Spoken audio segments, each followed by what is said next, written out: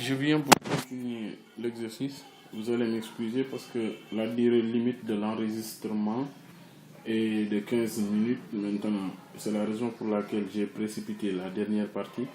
Mais je vais revenir sur les deux dernières questions, c'est-à-dire la somme directe de V1 plus V3 et la somme directe de V2 plus V3 pour voir est-ce que ce sont égales à R4, c'est-à-dire est-ce que ce sont des sous-espaces vectoriels supplémentaires dans la base R4. Maintenant, on a V1 plus somme directe V3 égale à R4. Ça, c'est une question qu'on se pose. Est-ce que V1 plus V3 est égal à R4? Maintenant, on a dimension de V1, c'est égal à 2. On a aussi U1 et U2, les vecteurs qui les comportent. On avait trouvé ça à la première question. On a aussi dimension de V3, c'était égal à 1 et le vecteur qui lui est associé, c'est-à-dire sa base, c'est égal à V3. La base de V1 était égale à U1, U2. La base de V3, c'est égal à V3 lui-même. Maintenant, U1 était égal à moins 1, 1, 0 et 1. Et U2 était égal à 1, 0, 1 et 1. V3 était égal à 1, 0, 1 et 1. D'accord. Maintenant, la somme des dimensions, c'est-à-dire dim de V1 plus dim de V2, c'est égal à 2 plus 3, qui est égal à qui est différent de, je veux dire, de la dimension de R4. Ou bien, et là, directement, on pouvait conclure et s'arrêter. Ou bien, on peut vérifier comme on l'a fait tout à l'heure, que V1 inter V2 est engendré par le vecteur 1, 0, 1 et 1 qui est différent du vecteur nul. C'est-à-dire, ça montre que ce n'est pas une base dans R4 et ainsi on peut tout simplement conclure que V1 plus somme directe V3 est différent de R4. C'est-à-dire que la somme de V1 et V3 n'est pas une base. Les deux sous-espaces vectoriels, excusez-moi, les deux sous-espaces vectoriels V1 et V2 ne sont pas supplémentaires. C'est ce que je voudrais dire. On va faire de même pour la somme directe de V2 et V3. On va vérifier que est-ce que ces deux sous-espaces vectoriels sont supplémentaires sur R4. Maintenant, V2 plus somme directe V3 est égal à R4. Maintenant, pour cela, on avait les choses dont on dispose, ce sont les dimensions des deux sous-espaces vectoriels et les bases qui les constituent. Maintenant, la dimension de V2 était égale à 2 et sa base V1 et V2, c'est une base de V2, donc avec V1 égale à 1, moins 1, 0 et 0.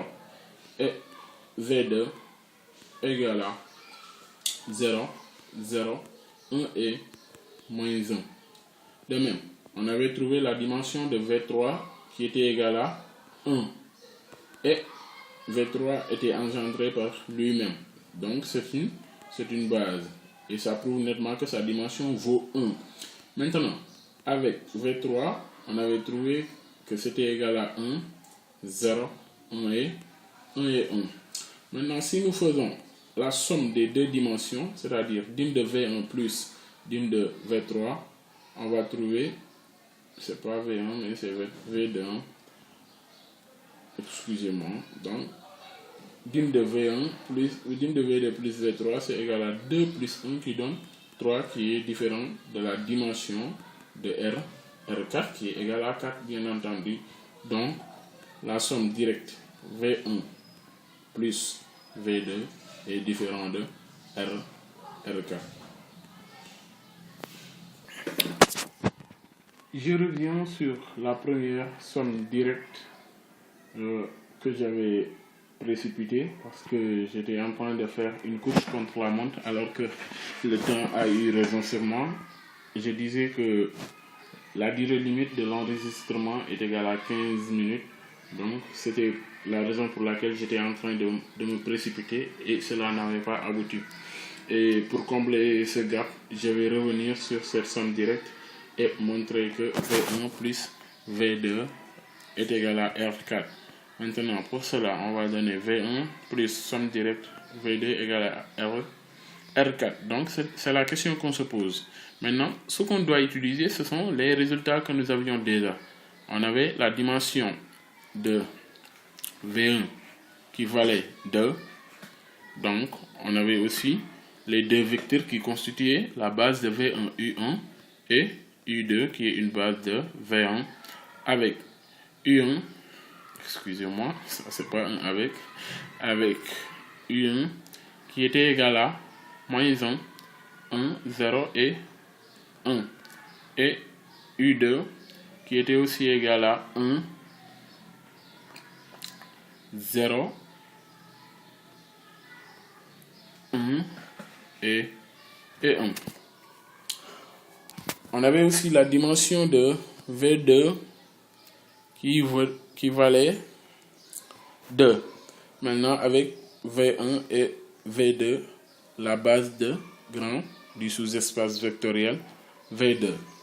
Avec V1 qui était égal à, on avait trouvé 1, moins 1, 0 et 0.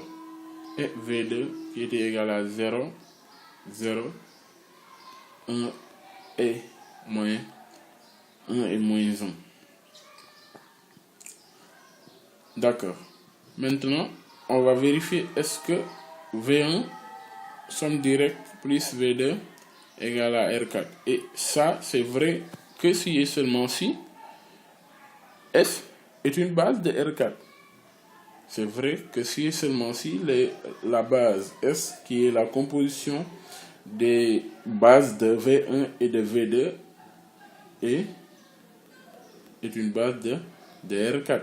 Maintenant, on avait vu que la base de V1 était égale à U1, U2 au système U1, U2. La base de V2 était égale au système V1, V2.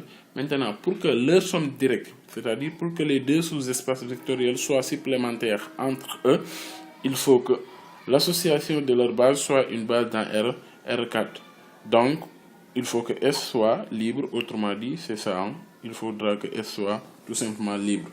Maintenant, pour vérifier que c'est une base libre, il faut tout simplement se donner des réels alpha 1, alpha 2, bêta 1 et bêta 2, tels que alpha 1 U1 plus alpha 2 U2 plus bêta 1 V1 plus bêta 2 V2 soit égal au vecteur dont toutes les composantes sont nulles. Maintenant, cela veut dire qu'on va associer à alpha 1 aux coordonnées du vecteur U1, comme ça, qui était égal à 1, moins 1, 1, 0 et 1, plus alpha 2 qu'on va associer aux coordonnées du vecteur U2 qui était égal lui aussi à 1, 0, 1 et 1.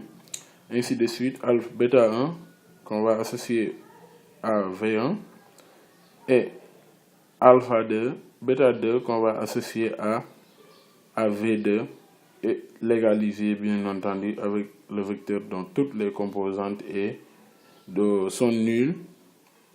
Maintenant, on va appliquer ici une règle qui est très simple.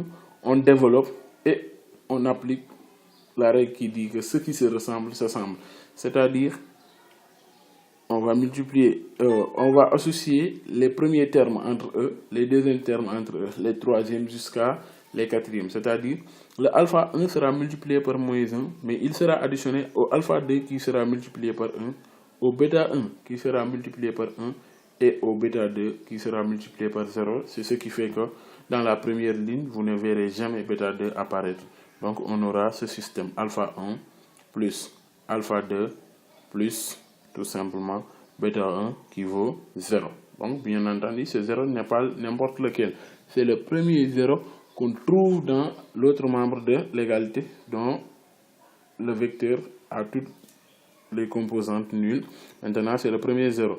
Donc, on va faire de même pour pour la deuxième ligne, donc on aura alpha 1 moins tout simplement bêta 1. Pourquoi? Parce que on voit que c'est égal à 0. On voit que dans le vecteur U2, le deuxième élément est nul. Dans le vecteur V1, le deuxième élément est nul.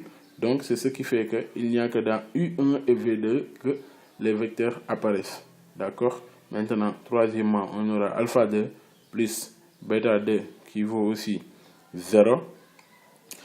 On aura en fait alpha 1 plus alpha 2 moins bêta 2 égale à 0. Rappelons ici que notre objectif est de montrer que le système constitué par l'association des bases de V1 et de V2 constitue une base qui est libre dans R4. Si toutefois on arrive à le montrer, on aura alpha 1 égale alpha 2 égale bêta 1 égale bêta 2 qui vaut 0 et ainsi on pourra conclure. Maintenant continuons. Le système va nous donner les résultats suivants. Maintenant on aura alpha 2 égale à alpha 1 moins bêta 1. Donc on n'a fait que transposer. Bêta 1 va nous donner alpha 1 d'après la première relation qu'on a déduit de la première ligne qu'on vient d'écrire. Maintenant, on aura bêta 2 qui vaut, excusez-moi, moins alpha 2. Et on aura aussi en dernière position que alpha 1 égale moins alpha 2 plus bêta 2 qui vaut aussi 0. Et cela nous conduit à avoir que alpha 1 égale alpha 2 égale bêta 1 égale bêta 2 égale 0. Donc on est arrivé à notre fin. C'est ce que nous voudrions avoir et nous l'avons eu.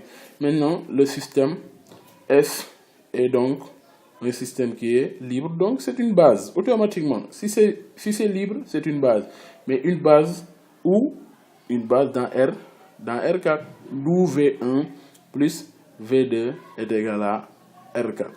C'est ce que nous devrions chercher et nous l'avons eu. Je m'excuse de la longueur des vidéos et j'espère que ces vidéos vous aura apporté une quelconque aide. Excusez-moi, je suis un peu fatigué. Et c'est dans le but de vous aider. Donc, le REMI IVS est au service de tous les étudiants qui font mathématiques appliquées et informatique à l'université virtuelle. Donc, s'il y a des choses que vous n'avez pas compris, n'hésitez pas à nous les faire parvenir et nous verrons ce que nous pourrons faire. Et s'il y a dans d'autres matières aussi que vous voudriez que nous vous apportions notre aide aussi, nous sommes disposés à le faire. Et sachez que nous serons là toujours pour vous, hein. Nous serons toujours présents pour vous. Merci, c'était Serigne Mansour Diagne pour le REMI IVS.